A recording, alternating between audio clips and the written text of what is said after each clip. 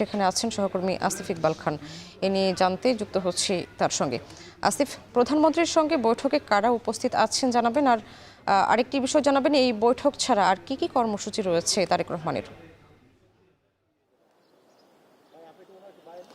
স্বামী ঠিক 10টায় বৈঠকটি শুরু হয়েছে। পানি সম্পদ ব্যবস্থাপনা নিয়ে যে বিশেষ বৈঠকটি রয়েছে, প্রধানমন্ত্রী তারেক রহমান সে বৈঠকে সভাপতিত্ব করছে। আমরা দেখেছি পানি সম্পদ মন্ত্রী শহীদুদ্দিন চৌধুরী অ্যানি প্রবেশ করেছেন। আমরা দেখেছি যে বুয়েটের অধ্যাপক আইনুন নিশাত স্যার তিনি কিন্তু প্রবেশ করেছেন। তার সাথে এই একটি কমিটির সদস্যরাও গিয়েছেন, বিশেষজ্ঞ কমিটি।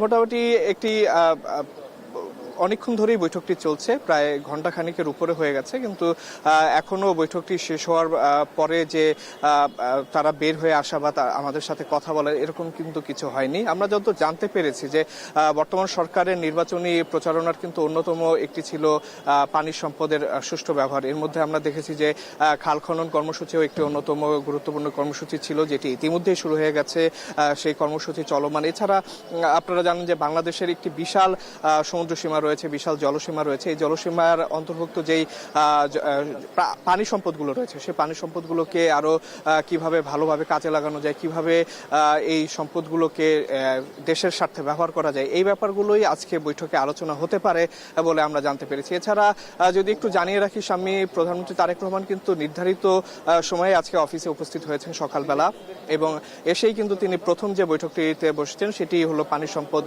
ব্যবস্থাপনা নিয়ে বৈঠকটিতে। এছাড়া আমরা যতদূর জানতে পেরেছি আজকে তিনি জাতীয় সংসদে প্রধানমন্ত্রীর জন্য প্রশ্নোত্তর পর্বে কিন্তু অংশগ্রহণ করবেন, এবং সেই পর্বে প্রথমবারের মতো যে জাতীয় সংসদের সদস্যরা রয়েছে তারা প্রধানমন্ত্রীকে প্রশ্ন করতে পারবে, এবং আধা ঘন্টা ব্যাপী যেই এই কার্যক্রমটি অনুষ্ঠিত হবে। এছাড়া একটু জানিয়ে রাখি যে প্রধানমন্ত্রীর এই কর্মসূচি বাদেও আমরা কিছুক্ষণ আগে দেখেছি যে প্রধানমন্ত্রীর দপ্তরে সাংস্কৃতিক মন্ত্রী যিনি আছেন তিনি প্রবেশ করেছে। আমরা যতদূর ধারণা করছি আসন্ন যে পহেলা বৈশাখটি রয়েছে সেই পহেলা বৈশাখের অনুষ্ঠান এবং যে সার্বিক বিষয়গুলো রয়েছে সেই বিষয়গুলো নিয়ে আলোচনা হতে পারে বলে কিন্তু আমরা একটি ধারণা করছি।